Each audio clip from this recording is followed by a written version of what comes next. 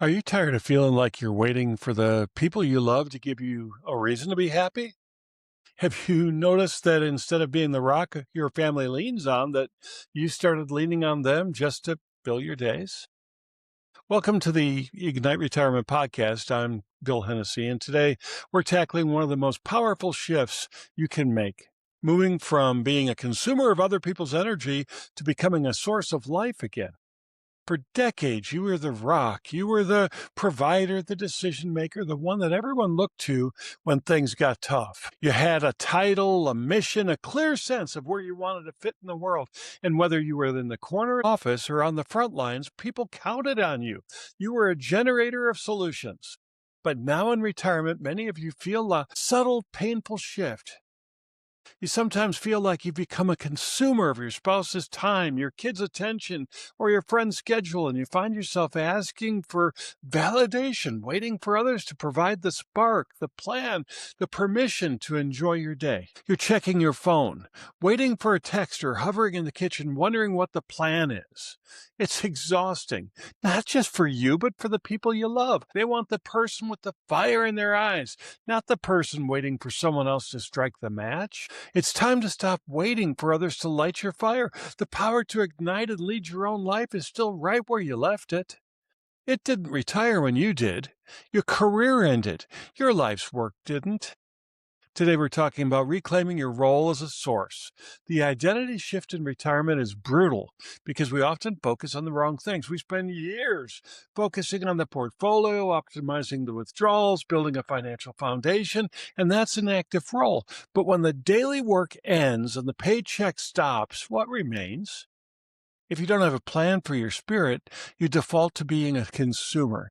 You start taking life in, absorbing the energy around you rather than generating it, and you become a passenger in the life that you used to drive. The good news is that you have the tools you need for this transition already inside you. We just need a framework to unlock them. And that's why I created the Purpose Framework. It shifts your focus from what you lost in retirement to what you still carry: your experience, your skills, your heart. Here we go. P is for pause. Most of us spend the first few months of retirement running. We run toward hobbies or travel or just staying busy so we don't hear the silence. We think that if we stay moving, the identity crisis won't catch us. But pause isn't about doing nothing. It's about intentional reflection. It's taking the necessary time to step back and ask, who am I when I'm not the boss or the employee? You can't go through becoming a source until you stop the noise long enough to hear your own internal engine. You have to get comfortable with the person in the mirror before you can lead them. U is for uncover. This is about digging deep, finding out what's been hidden or overlooked during your working years. Think about all those dreams you shelved at 35 because the mortgage and the kids took priority. Think about the talents you have, mentoring, building, creating, that didn't fit into some corporate spreadsheet. We're not inventing a new you, we're uncovering the raw materials for your next chapter that have been buried under responsibility for 40 years. R is for release. This is often the hardest part of the process. You have to let go of what no longer serves your future. You have to give it to God. It might be a title that you're clinging to, a grudge against a former employee, or the outdated belief that your best days are behind you. It's the ego of who you used to be. If your hands are full of yesterday's baggage, you simply cannot grab hold of tomorrow's opportunity. Release is the need to be who you were so that you can become who you're meant to be. P is for pinpoint. Generalities are the enemy of progress. You just can't say, well, I want to help people or I want to stay active. That's way too vague to generate heat. You have to pinpoint a specific, meaningful goal. What's the one thing that if you achieved it this year would make you feel like you've truly contributed? We narrow the focus until it's sharp enough to cut through the distractions of everyday life. O is for observe. This is where the shift from consumer to source becomes visible to the world. To observe means to look at the world around you with a new set of eyes. Instead of looking for what you can get from a situation, you start observing where there's a need you can fulfill. It's noticing the neighbor who's struggling, the nonprofit that's missing leadership, or the grandchild who's hungry for wisdom only you possess. When you observe with intent, you'll find that the world is starving for what you have to offer. S is for surround. You can't be a source in a vacuum. You need to build the right environment and community. If you surround yourself with people who only want to talk about their ailments or the good old days, you're going to stay a consumer. You're going to stay stagnant. You need to surround yourself with people who are also looking forward, people who challenge you. You need that tribe that expects greatness from you, even in your 70s and 80s. E is for elevate. This is the final move. It's rising to the next level of impact and fulfillment. It's taking everything you've gathered, your pause, your uncovered talents, your pinpointed focus, and putting it into motion. It's where you stop talking about one day and start living it. When you start to execute your own purpose plan, you move from being a consumer to being a leader. You move from asking, well, what am I going to do today, to knowing what you're going to do today and knowing who you're going to help. That shift requires courage to invest in yourself.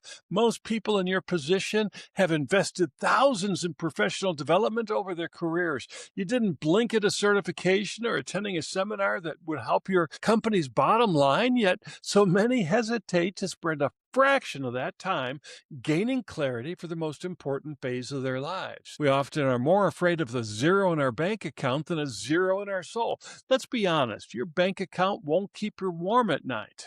It won't give you a reason to jump out of bed in the morning. An investment in purpose is the ultimate legacy. It's your investment in your marriage, because a purposeful spouse is a joyful, attractive spouse. It's an investment in your family because your kids and grandkids don't need your money so much as they need your example on how to live a life on fire. That brings me to something urgent. If you're ready to stop being a consumer and start being a source, you can't do it alone. You need to change your environment. Before I go, I'd like to give you a quick update on what's happening with the live events over the next few months. Let me start by sharing a childhood memory. I was fortunate enough to grow up watching MLB baseball, first in Chicago, and then to watch the birth of the Seattle Mariners franchise. In Chi-Town, I often suffered through both rain delays and rainouts. The delays weren't so bad, but those rainouts could be a real downer because the makeup games seldom fit my schedule. Speaking of which, due to unforeseen circumstances, I had a rainout with the Branson retreat next month. I guess the old adage is true, the best laid plans of mice and men. So what do you do when that happens? You adapt. You shift your rotation, you pivot, you get back on the road. I had to do that myself this week. But it's not all bad news. Even though we had a rainout in Branson, we're not heading to the dugout. Instead, we're hitting the road to bring this mission directly to your home turf. This May, June, and August, I'm taking the Ignite Retirement Workshop on the road for 3 specific 2-day intensives. I'll be in the heart of California's Central Coast at Harvest Church in Atascadero on May 29th and 30th. It's a peaceful venue that promises to inspire you. Then in June, I'll be over on the Atlantic side in historic St. Augustine, Florida. That's June 13th and 14th. You'll want to be there as you set the stage for a fresh start on your retirement season.